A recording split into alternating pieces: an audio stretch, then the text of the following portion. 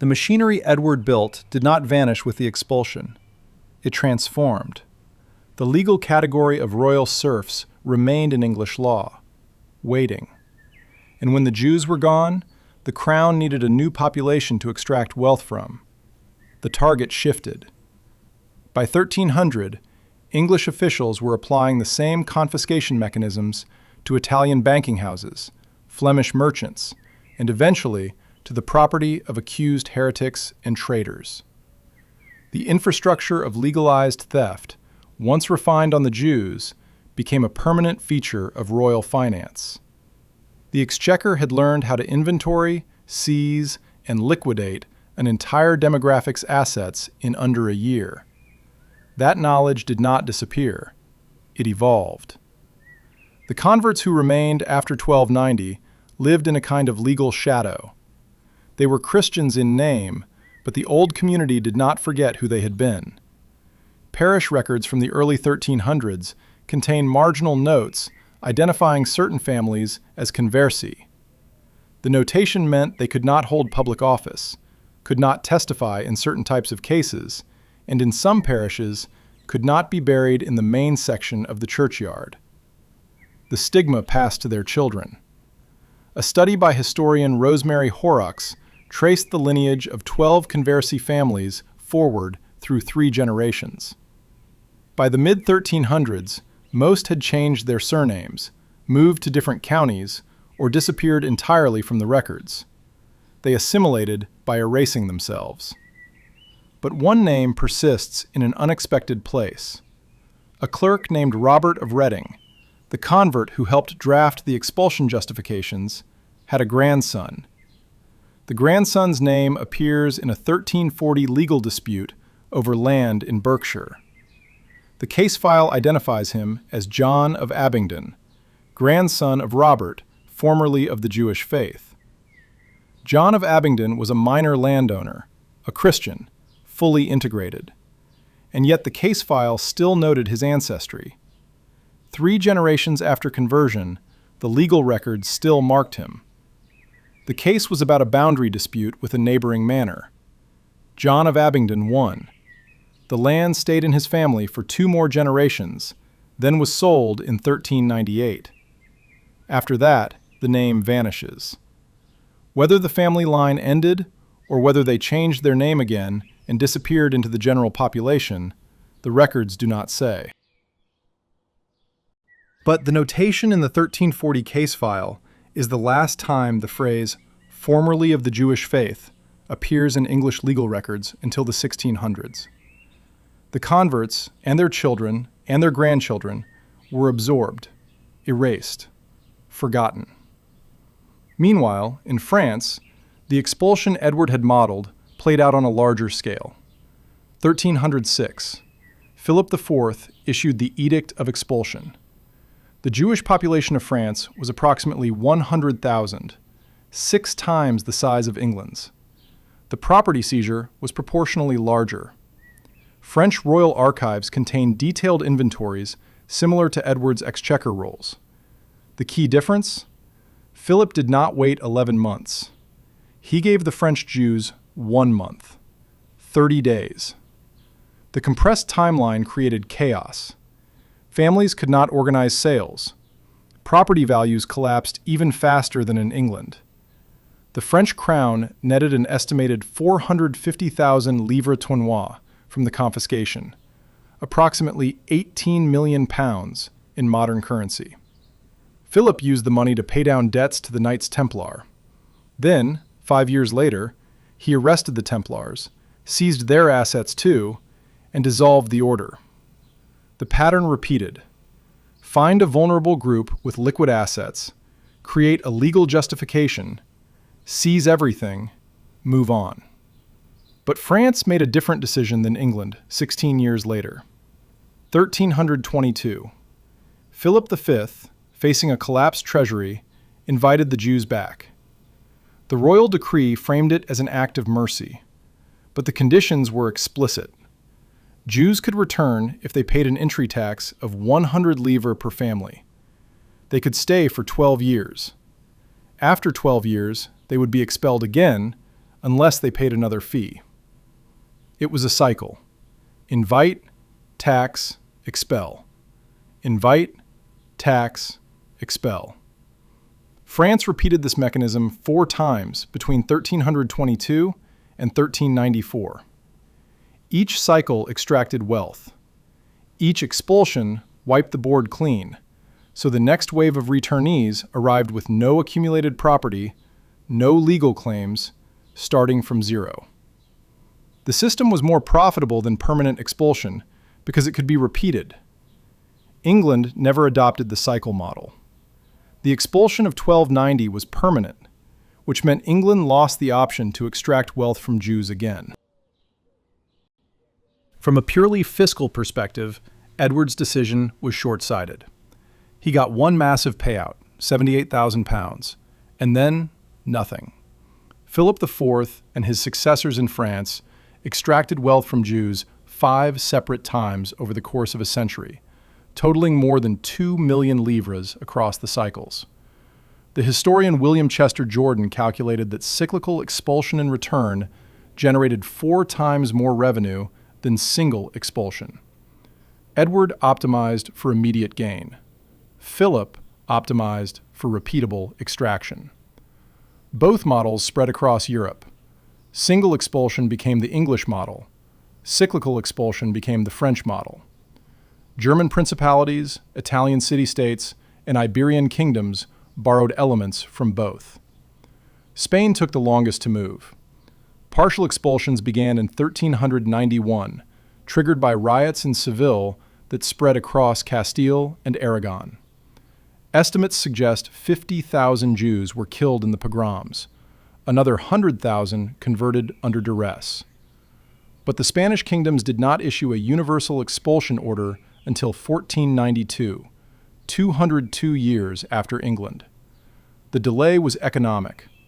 Spanish Jews were deeply integrated into the financial administration of Castile and Aragon. They ran the tax collection system. They managed royal treasuries.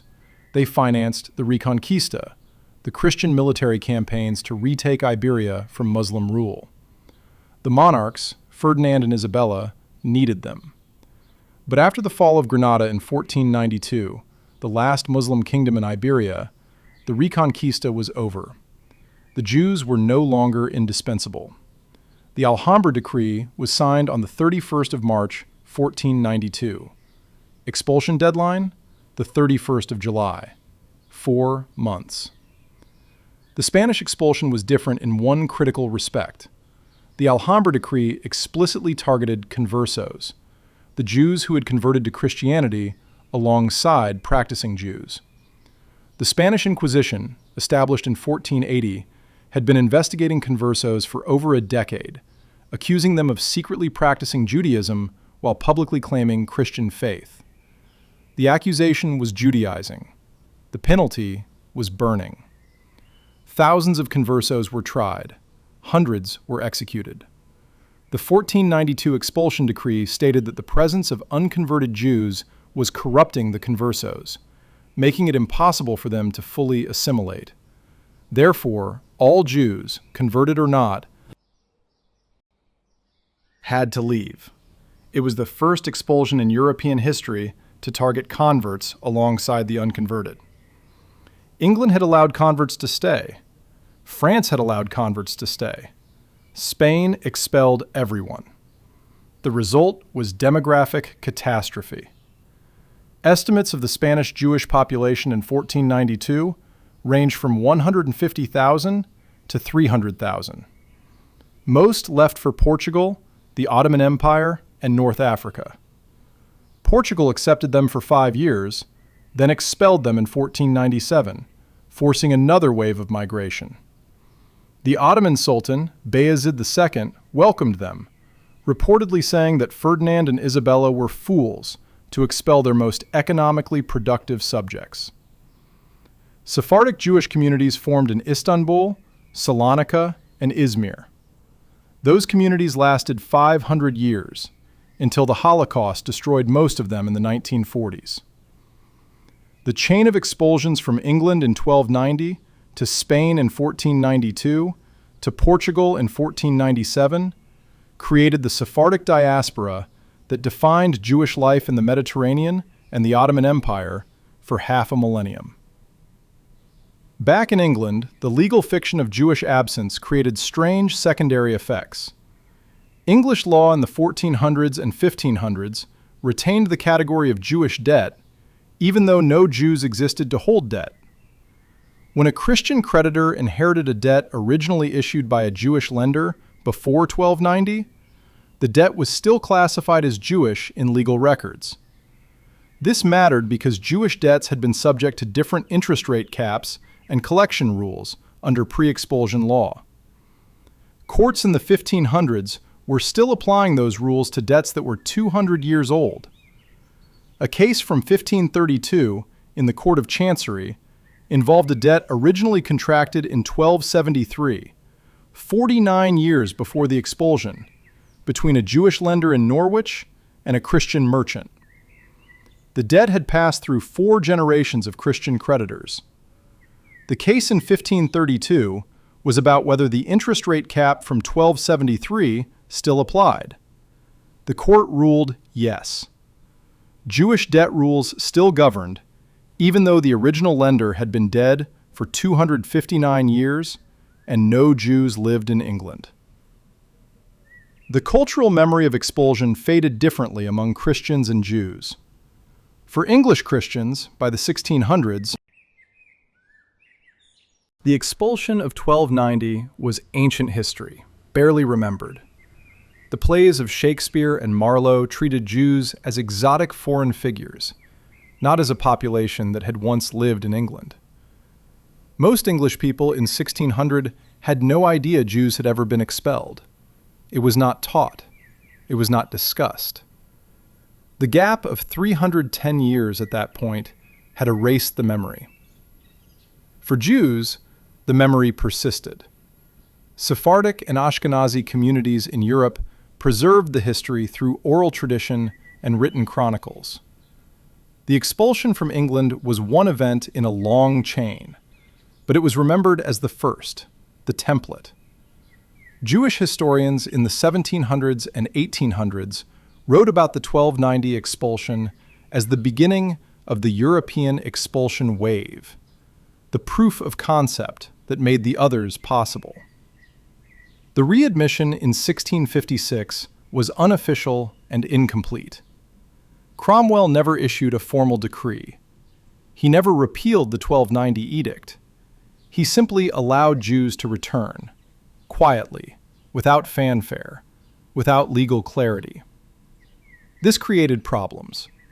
The Jews who returned had no clear legal status. Were they residents? Aliens? Subjects? No statute defined it. They existed in a legal gray zone. In 1664, after the Restoration, Charles II granted the London Jewish community informal permission to establish a synagogue. The synagogue on Church Lane opened that year. But still, no law confirmed their status. Not until the Jew Bill of 1753, which attempted to grant Jews naturalization rights. The bill passed Parliament, but triggered massive public backlash. Anti-Jewish riots erupted in London. The bill was repealed within a year. Jews remained in England, but their legal status stayed ambiguous until the Jewish Relief Act of 1858, which finally allowed Jews to sit in Parliament and hold public office. That was 202 years after Cromwell's informal readmission, 368 years after the expulsion. Think about the span, 1290 to 1858, 568 years, from expulsion to full legal equality. That is longer than the entire history of the United States. The timeline is so long that it stops feeling like one story. It fractures into separate eras, separate populations, separate countries. But the through line is continuous. The legal mechanisms Edward invented in 1288 and 1289, The property inventories, the tax justifications, the religious framing, the conversi categories, all of it persisted in one form or another for over half a millennium. Other countries copied the structure, modified it, iterated on it.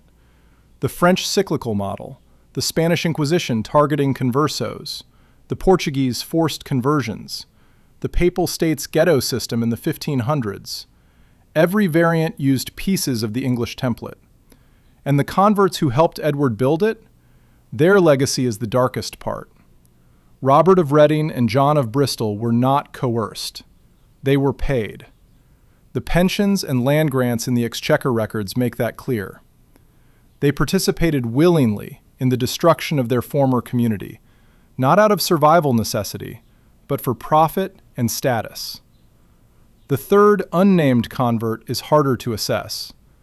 Some historians argue he may have been coerced, forced to translate and advise under threat. But no evidence supports that. The simplest reading of the record is that all three collaborated voluntarily. They knew what the inventories were for. They knew what would happen when the properties were seized. They helped anyway.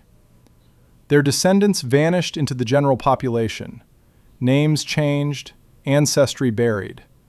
But the documents they helped produce remained. The Exchequer rolls, the Expulsion Edict, the justifications. Those documents were copied and circulated across Europe. When Philip IV's clerks drafted the French expulsion decree in 1306, they had access to the English text. The phrasing is nearly identical in places. When Ferdinand and Isabella's officials drafted the Alhambra decree in 1492, they cited the English precedent explicitly. The legal technology Robert of Reading and John of Bristol helped invent in 1289 was still in use 203 years later, in a different country, in a different language, destroying a different Jewish community. That is their legacy. Not just the expulsion of England's Jews, the exportable blueprint for expelling Jews anywhere. The economic impact on England itself is harder to measure. Some historians argue the expulsion damaged the English economy by removing a skilled merchant and financial class. Others argue the impact was minimal because the Jewish population was already impoverished by the Statute of Jewry, so their removal did not significantly alter economic activity. The best evidence comes from trade records. Between 1290 and 1300, the volume of international trade through English ports declined by approximately 11%, according to customs data analyzed by historian Richard Holt. Part of that decline was due to wars with France, part was due to bad harvests, but part was the sudden absence of Jewish merchants who had handled certain trade routes, particularly in wool and grain. The decline reversed by 1310, as Christian merchants filled the gap. The long-term economic effect was probably neutral. The short-term effect was disruptive, but not catastrophic. The cultural impact is clearer. The absence of Jews from 1300 to 1656 meant that English Christians developed ideas about Jews entirely disconnected from reality. The blood libel myths, the accusations of well poisoning, the belief that Jews had horns or tails, all of this flourished in England during the centuries of absence precisely because there were no actual Jews to contradict the fantasies. When Jews returned in the 1600s, they encountered a population whose image of Jews was shaped by 300 years of myth-making. The Sephardic merchants who arrived in London in 1656 were wealthy, educated, multilingual, connected to trade networks across Europe and the Mediterranean. They bore no resemblance to the fictional Shylock. But the stereotype persisted. It took another 2 centuries for English culture to begin separating fiction from reality, and even then, the separation was incomplete. The memory of the expulsion itself became a tool. In the 1800s, British Jewish leaders invoked it as evidence of historical persecution, arguing for civil rights and legal equality. The narrative was, England expelled us. We suffered for centuries. Now make amends by granting full citizenship. It worked. The Jewish Relief Act of 1858 passed partly because of that framing. But the same memory was also weaponized by anti-Semites, who argued that the expulsion proved Jews were incompatible with English society, and that readmitting them had been a mistake. Both sides used the same history to argue opposite positions. That dual use continues. Today, far-right groups in the UK cite the expulsion of 1290 as a historical precedent for modern anti-immigration policies. Jewish advocacy groups cite the same expulsion as evidence of the dangers of state-sanctioned persecution. The event is 636 years in the past, but it still functions as a live political symbol. One last detail that rarely appears in popular histories. The expulsion of 1290 did not include Ireland. Ireland was under English control by 1290, but the edict applied only to England proper. A small Jewish community continued to exist in Dublin and Cork through the 1300s. Estimates suggest fewer than 200 individuals. They were expelled separately in 1301, 11 years after the English expulsion, by order of the English-appointed Lord Lieutenant of Ireland. The Irish expulsion was quieter, smaller, and less well documented. But it happened, and it meant that the entire British Isles, not just England, became a Jews-free zone for over 3 centuries. When Jews returned in the 1600s, they returned to England first. The Irish Jewish community was not reestablished until the late 1700s, over 400 years after the original expulsion. That gap in Ireland was even longer than in England. Scotland is a different story. Scotland was independent in 1290. Edward I invaded Scotland in 1296, beginning the Wars of Scottish Independence. Scottish records from the period contain almost no references to Jews. Historians debate whether any Jewish community existed in Scotland before the 1600s. The consensus is that if Jews lived in Scotland in the medieval period, their numbers were so small that they left no trace in the surviving records. The first confirmed Jewish community in Scotland appears in the late 1700s in Edinburgh. That means Scotland went from 0 or near 0 Jewish population in 1290 to the present, with no expulsion event because there was no one to expel. The absence was demographic, not legal, but the result was the same: no Jews. The historiography of the expulsion has shifted over time. Victorian historians in the 1800s framed it as a regrettable but understandable act of medieval religious intolerance. They portrayed Edward as a man of his time, acting according to the beliefs of his era.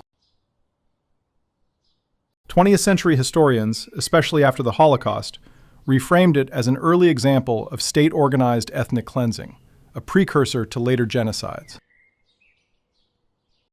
The language shifted from expulsion to ethnic cleansing to forced migration to religious persecution, depending on the historian's framework. The facts remain the same. The interpretation changed. Modern historians focus on the administrative mechanics: how the expulsion was organized, who executed it, what happened to the property, where the money went. This is the forensic approach. It treats the expulsion as a case study in state capacity and bureaucratic efficiency. The exchequer rolls are read not as moral documents, but as managerial documents. How does a government move 16,000 people out of a country in 105 days? What logistical systems are required? How is property liquidated at scale? The 1290 expulsion is one of the earliest examples in European history of mass population transfer executed through bureaucratic process rather than through violence. There were no mass killings, no pogroms, just paperwork. And that, in some ways, is more disturbing. It means the expulsion was planned, deliberate, and efficient. It means the cruelty was systematic, not spontaneous. The comparison to later expulsions is unavoidable. The 21st century reader cannot hear about the 1290 expulsion without thinking about the Nazi deportations of the 1940s.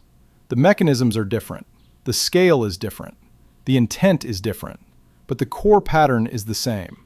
Identify a population, dehumanize them legally, strip their property, remove them. The 1290 expulsion did not involve death camps or genocide, but it involved the same first steps: legal redefinition of a population as outside the community, administrative preparation, propaganda justification, property confiscation, forced removal. Those steps are recognizable. They appear in every state-organized persecution from 1290 to the present. Edward I is still celebrated in English history. His statue stands outside the Palace of Westminster. His tomb in Westminster Abbey is a site of national heritage. He is remembered as the Hammer of the Scots, the king who nearly unified Britain. The expulsion of the Jews is mentioned, if at all, as a footnote, a minor policy decision in a reign defined by conquest and legal reform. That imbalance is the final injustice. Edward's military campaigns failed. Scotland remained independent for another 300 years. His legal reforms were significant but evolutionary, building on systems his father began. The one thing Edward did that had permanent, continent-wide impact was the expulsion. That is his legacy. Not the conquest of Wales, not the failed invasion of Scotland. The exportable template for state-organized ethnic cleansing. And that legacy is not carved on his tomb. The Jews who left England in 1290 carried their memory of the expulsion forward. Sephardic and Ashkenazi communities in Europe preserved the date. The 18th of July became a minor fast day in some communities, commemorating the expulsion. The fast is not widely observed today, but it existed. The memory passed through generations. English Jews who left in 1290 had descendants in France, Germany, the Netherlands, Poland, and the Ottoman Empire. Those descendants experienced their own expulsions, their own persecutions. The chain continued. The 1290 expulsion was not the first persecution Jews had faced. It was not the last. But it was the first organized by a centralized state using bureaucratic mechanisms, and that made it the prototype. When Manasseh ben Israel arrived in London in 1655 to petition Cromwell, he carried with him letters from Jewish communities across Europe. Letters of support, letters of memory. Some of those letters reference the expulsion of 1290, 365 years earlier. The institutional memory had survived 15 generations. Manasseh's petition succeeded, not because he convinced Cromwell that the expulsion had been wrong, but because he convinced Cromwell that Jewish return served Christian theological purposes. The argument was pragmatic, not moral. Cromwell did not apologize for the expulsion. He did not condemn Edward. He simply allowed Jews to return because it fit his millenarian beliefs. The moral reckoning never happened. It still has not happened. No English monarch has ever formally apologized for the 1290 expulsion. No official memorial exists. The street names remain: Old Jewry, Jewbury, but they are just names now, disconnected from the history that produced them. Most English people walking through those streets do not know what the names mean. The history is buried under 6 centuries of other history. The expulsion has become a specialized topic, studied by historians, unknown to the general public. And that obscurity is itself a legacy of the expulsion. By making England a Jews-free zone for 366 years, Edward ensured that the memory of Jews in England was erased from popular consciousness. When Jews returned, they returned as foreigners, as new arrivals, not as people reclaiming a space their ancestors had occupied for 230 years before 1290. The final count: 16,000 expelled, 78,000 pounds seized, 117 drowned off the coast of Kent, 3 converts who helped draft the legal justifications, 366 years of absence, 15 generations erased, and a legal template copied across Europe for 300 years. Those are the numbers, the arithmetic of dispossession, the balance sheet of expulsion. Edward got his money. Europe got a model. The Jews got exile. And England got a 3-century silence that it still has not fully broken. The property Edward seized did not sit idle. The transactions that followed the confiscation reveal who benefited and how the redistribution was organized. The Exchequer rolls from 1290 and 1291 contain itemized records of buyers. The largest single purchaser was the Church. Dominican friars, Franciscan monasteries, Benedictine abbeys, and diocesan authorities acquired 43% of the seized properties. According to an analysis by historian Joe Hillaby, the purchases were not random. The church targeted synagogues and properties adjacent to existing church holdings. The Great Synagogue of London, purchased by the Dominicans for £600, was demolished within 2 years. A new chapel was built on the foundation. The architecture was Christian, but the foundation stones were the same stones that had supported the synagogue's bema, the platform from which the Torah was read. Physical erasure layered on legal erasure. The second largest category of buyers was the merchant guilds. The Worshipful Company of Goldsmiths bought 11 properties in Cheapside and Lothbury, formerly owned by Jewish goldsmiths and moneylenders. The Guild of Mercers bought 7 properties in Old Jewry. These purchases were strategic. The guilds were acquiring competitors' assets at liquidation prices. A goldsmith shop worth £80 sold for £9. The merchant who bought it stepped into an established business with existing clientele, tools, and location for a fraction of market value. The guilds understood that the expulsion was an opportunity. They lobbied Edward heavily in the months before the edict was announced. Documents in the Guildhall Library in London show that representatives of the goldsmiths and mercers met with Exchequer officials in May 1290, 2 months before the public announcement. They were positioning to buy before the market flooded. The third category was individual nobles. Barons, knights, and landed gentry bought properties in the counties. These purchases were smaller but numerous. A manor house in Lincoln, bought by Sir William Fitzwilliam for £20. A granary in York, bought by Robert de Rose for £15. The Exchequer rolls list 370 individual buyers in this category. Most were minor nobility, not wealthy enough to compete with the church or the guilds in London, but positioned to acquire provincial properties. The cumulative value of these purchases was approximately £19,000, roughly 1/4 of the total seized assets. The fourth category was foreign merchants. Italian banking houses, Flemish wool traders, and Hanseatic League representatives bought properties in port cities. These buyers were not English subjects. They were international traders who operated in England under royal license.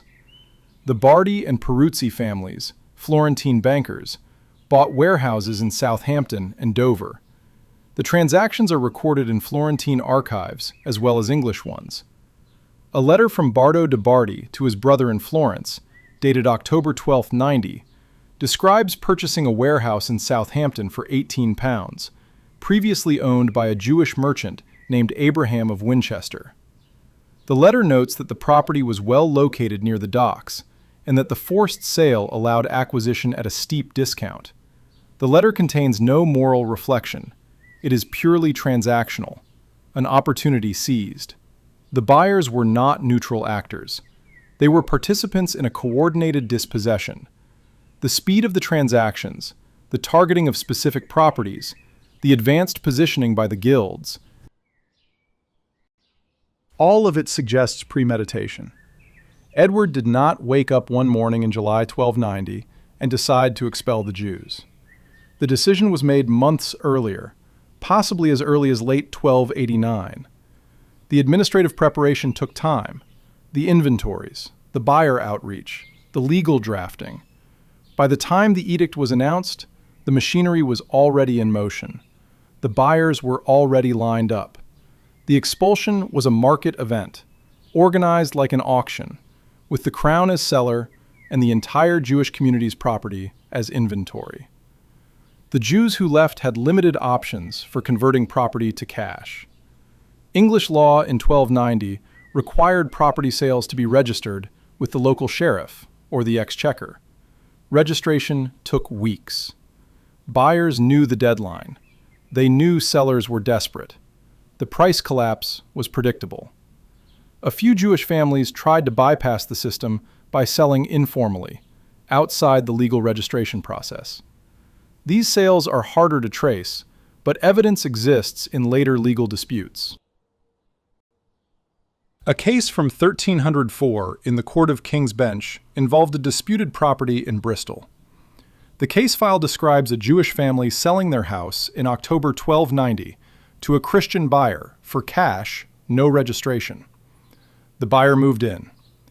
Years later, the Crown claimed the property had never been legally sold and was therefore Crown property. The court ruled in favor of the Crown. The unregistered sale was void. The buyer lost the house and the money. The case established a precedent. Informal sales conducted by Jews in the months before expulsion were not legally valid. The Crown could seize those properties retroactively. That precedent created a perverse incentive. Buyers who purchased properties informally from desperate Jewish sellers could later claim the sales were void and demand the property back from the Crown at the official liquidation price. Some buyers did exactly that. They paid Jews cash in October, took possession, then in November claimed the sales were unregistered and repurchased the same properties from the Crown at even lower prices.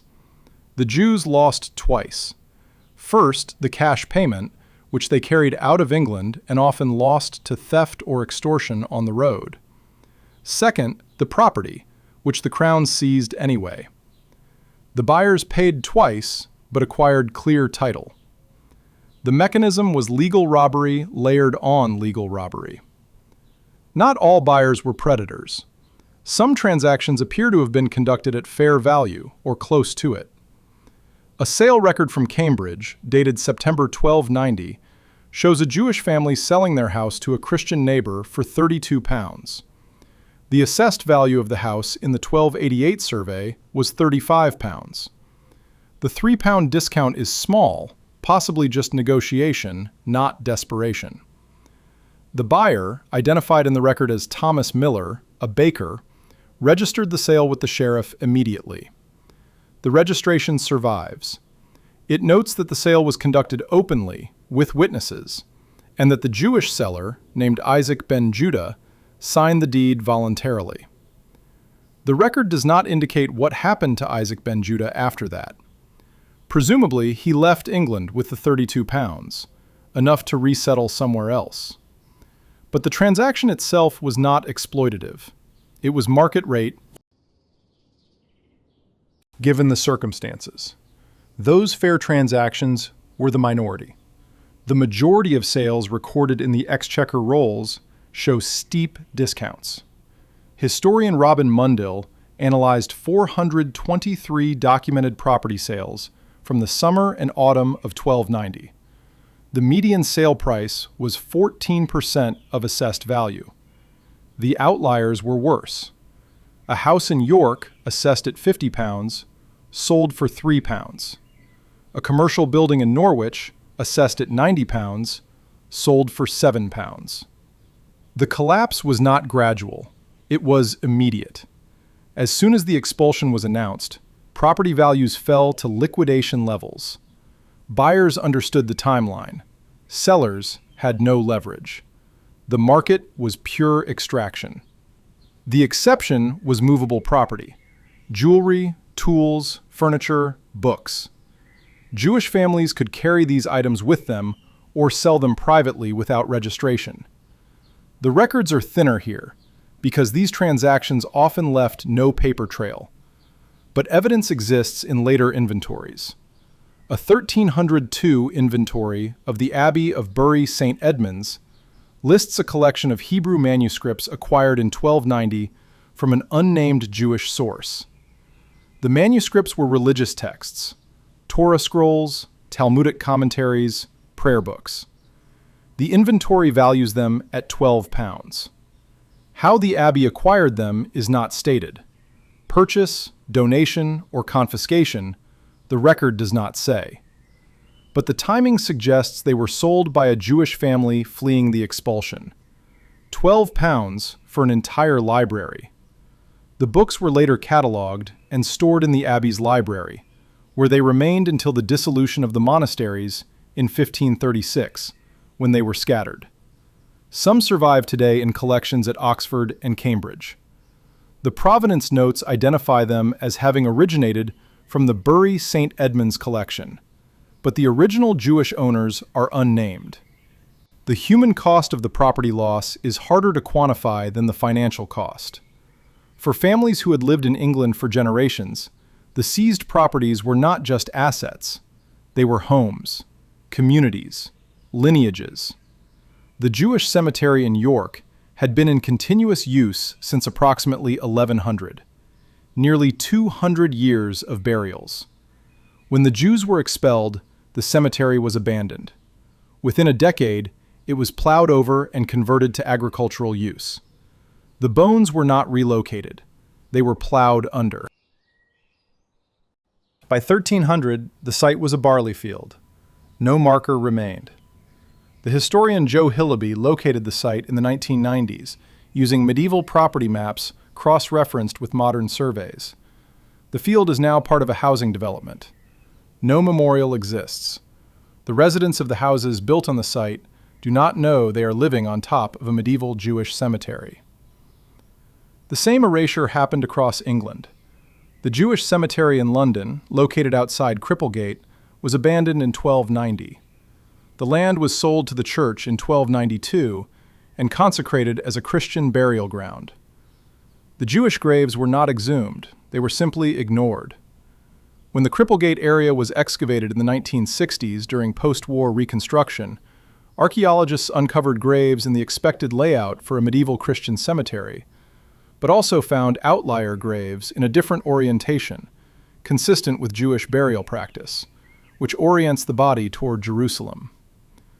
The outlier graves were not marked as Jewish in the excavation reports. They were classified as anomalies. The connection to the pre-expulsion Jewish cemetery was not made until historian Barry Dobson published a study in 1984 identifying the site.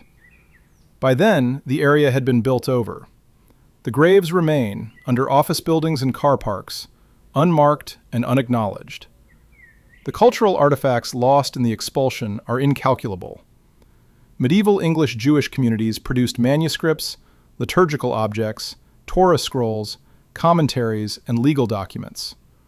Almost none survived. What little remains is scattered across European libraries and museums, usually unprovenanced or misattributed.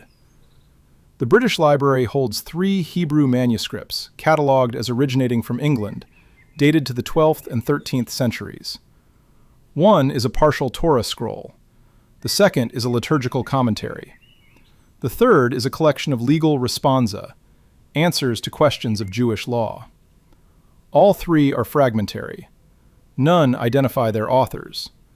They are classified as English because the parchment type and script style match other known English manuscripts from the period.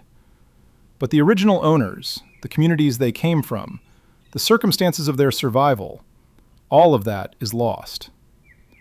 One manuscript stands out, a Haggadah, the liturgical text read during Passover, dated to approximately 1270. The manuscript is illuminated, decorated with marginal illustrations and ornate lettering. It is held in the British Library, catalog reference OR.2737. The Haggadah contains a marginal note in Hebrew, added in a different hand, dated 1290. The note reads, "This book belongs to Isaac of Lincoln, who is leaving England in the autumn of this year, and commends this text to whoever finds it, that they may remember the community that was here." The note is signed with Isaac's name in Hebrew and the date according to the Jewish calendar, the 18th of Tammuz, 5050, which corresponds to July 1290 in the Gregorian calendar. The Haggadah was found in a collection in Amsterdam in the 18th century. How it traveled from England to the Netherlands, who carried it, whether Isaac of Lincoln survived the journey, none of that is known. The note is the only direct testimony from an expellee that survives in writing. The economic recovery of the displaced families is poorly documented. Jewish communities in France and the Rhineland absorbed the English refugees, but the records are fragmentary. A tax roll from Rouen, dated 1300, lists English Jewish refugees as a separate category for tax purposes. The roll notes that the refugees were taxed at a lower rate than established residents because they had arrived with little property and had not yet re-established themselves economically. The tax roll lists 89 individuals, presumably heads of households, suggesting a refugee population in Rouen of approximately 300 to 400 people. The tax collected from them was minimal, indicating poverty. A decade after the expulsion, the English Jewish refugees in France were still economically marginal. Some refugees succeeded. A notarial document from Cologne, dated 1310, records a business partnership between two merchants, one identified as Jacob of London, an English Jew now resident in Cologne. The document describes Jacob as a trader in textiles, operating a successful business in partnership with a local German Jewish merchant. Jacob's surname before migration is not recorded, but the designation of London suggests he was from the London Jewish community. 20 years after the expulsion, he had rebuilt. How many others managed the same is unknown. The records are too sparse to generalize. But the fact that some succeeded suggests that the refugee population was not entirely destitute, that some families carried enough liquid assets out of England to restart elsewhere. Others did not. Charity records from the Jewish community in Paris, dated 1305, mention English refugees still dependent on communal assistance 15 years after the expulsion. The record does not quantify the number, but the fact that they are mentioned as a distinct group suggests they were numerous enough to be a recognized category of the poor. 15 years is a long time. The refugees mentioned in 1305 were people who had left England in 1290 and had still not recovered economically. Some were elderly, some were widows, some were disabled. The categories of people least able to rebuild. The expulsion did not just displace them geographically, it destroyed their economic capacity permanently. The children of the expellees were the first generation to grow up entirely outside England. They had no memory of the country. Their parents' stories of London, York, Lincoln, Canterbury, those were just stories. The second generation, the grandchildren of the expellees, were even further removed. By the mid-1300s, English Jewish identity had dissolved into the broader Ashkenazi and Sephardic communities of Europe. There was no distinct English Jewish culture anymore. The communities that had existed in England for 2 centuries were absorbed, their specificity erased. The only remnant was the surname.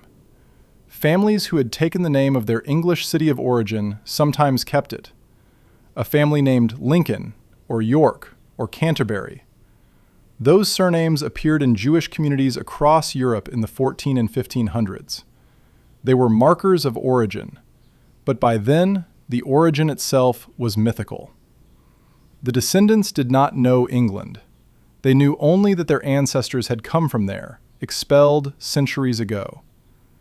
The re-establishment of Jewish life in England in the 1600s was not a continuation. It was a beginning. The Jews who returned under Cromwell were not descendants of the 1290 expellees. They were Sephardic merchants from Amsterdam and Hamburg, with no connection to the medieval English Jewish community. The Ashkenazi Jews who arrived later, in the 1700s, came from Eastern Europe, also unconnected. The modern Jewish community in Britain is built on immigration, not on return. The continuity was broken. The 1290 expulsion did not just remove Jews from England, it erased the possibility of continuity. When Jews came back, they came as strangers to a country their ancestors had never known. The legal ambiguity of their status in the 16 and 1700s reflected that. They were tolerated but not officially recognized. They could live in England, conduct business, worship privately, but they could not vote, hold office, or sue in court as Jews. The legal category of Jew did not exist. To have legal standing, a Jew had to be classified as an alien, or, if born in England, as a subject of ambiguous religious status. The workaround was conversion, at least on paper. Some families converted nominally, maintained Jewish practice privately, and presented as Christian publicly. Others refused and accepted second-class legal status.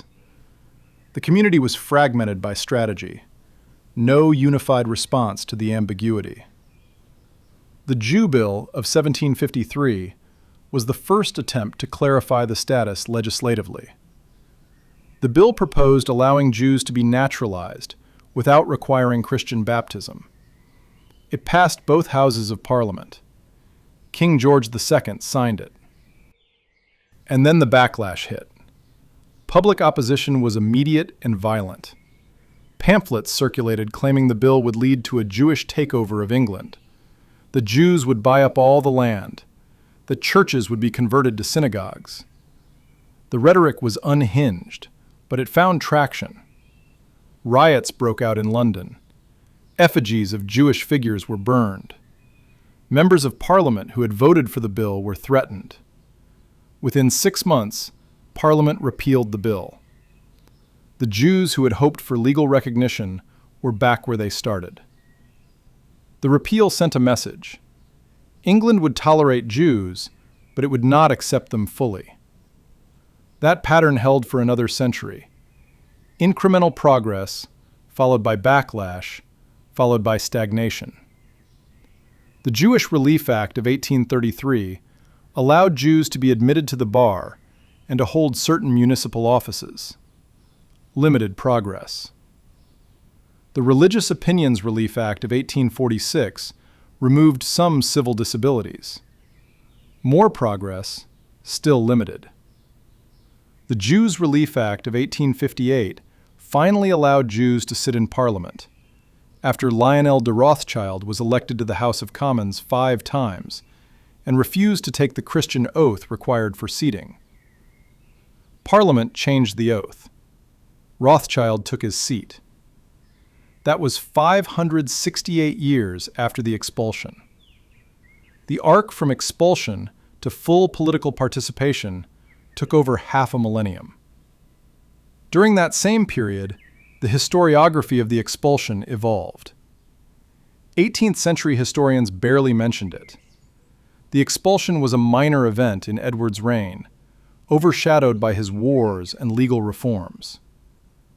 19th century historians began paying more attention, partly because the Jewish community in Britain was growing and advocating for civil rights. The expulsion became a case study in historical injustice, used to argue for contemporary reform. By the 20th century, especially after the Holocaust, the expulsion was reframed as an early example of state-sponsored ethnic cleansing. The language shifted from expulsion to persecution to genocide precursor, depending on the historian's framework. Modern scholarship focuses on the bureaucratic mechanisms, how the state organized the expulsion, what legal structures enabled it, how property was inventoried and liquidated. This approach treats the expulsion as a case study in state capacity. The state's ability to identify, categorize, dispossess, and remove a population is the subject of analysis. The moral dimension is secondary. The administrative dimension is primary.